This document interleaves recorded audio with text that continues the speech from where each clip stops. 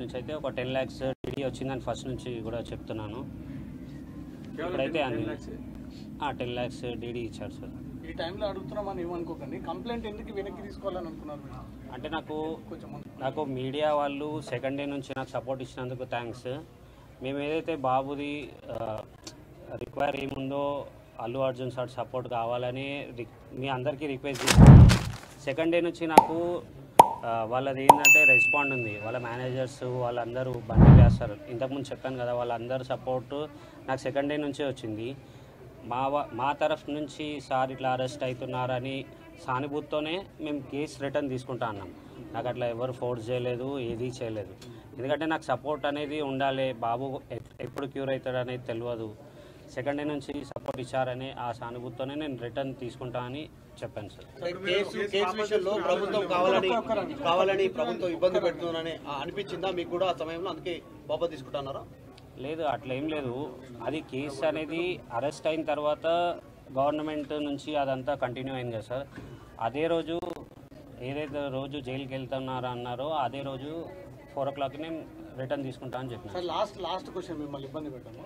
థియేటర్లో ఆ రోజు ఏం జరిగింది? మీరు ఎక్కడున్నారు? తొక్కిసలాట జరిగిందా? మిమ్మల్ని ఎవరో నెట్టేశారా? అదొక్కటి క్లారిటీ.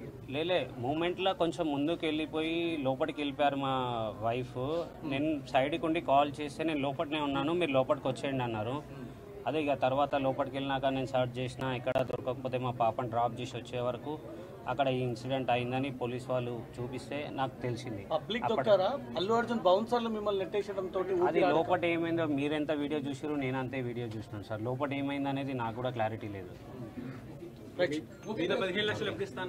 వాళ్ళు అనౌన్స్ చేస్తా అన్నారు, ఏం చెప్పలేదు సార్.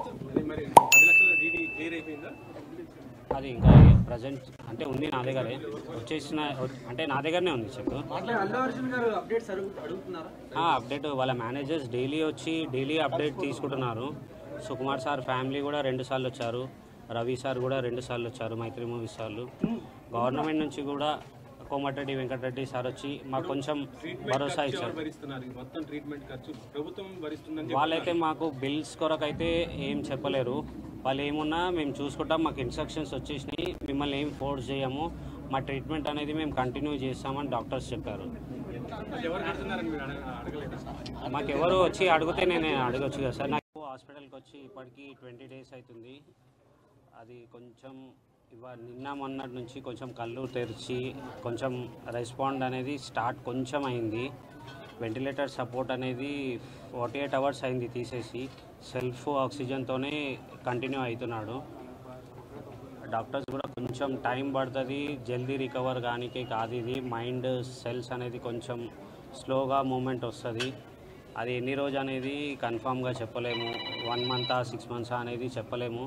అది బాడీలోంచి సెల్ఫ్ వస్తేనే రికవర్ అయ్యే ఛాన్సెస్ ఉంటాయని చెప్తున్నారు సార్.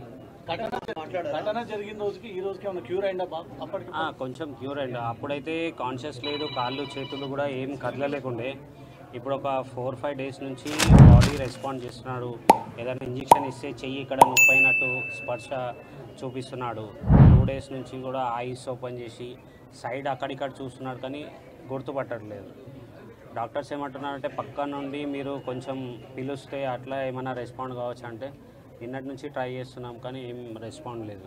ఇప్పుడు ఐసీయూ నుంచి నార్మల్ షిఫ్ట్ చేసిరా? అంటే ఐసోలేషన్ రూమ్ సపరేట్ ఒక రూమ్ పెట్టి దాంట్లోనే చూస్తున్నారు. వెంటిలేటర్ సపోర్ట్ అయితే తీసేసినారు. మీకు ఆర్థిక సహాయం అందరూ ప్రకటిస్తున్నారు కదా, అందుతుందా అండి మీకు? ఆర్థిక సాయం అంటే అదే మైత్రి మూవీస్ రవి సార్ నిన్న 50 lakhs అది ఇచ్చారు.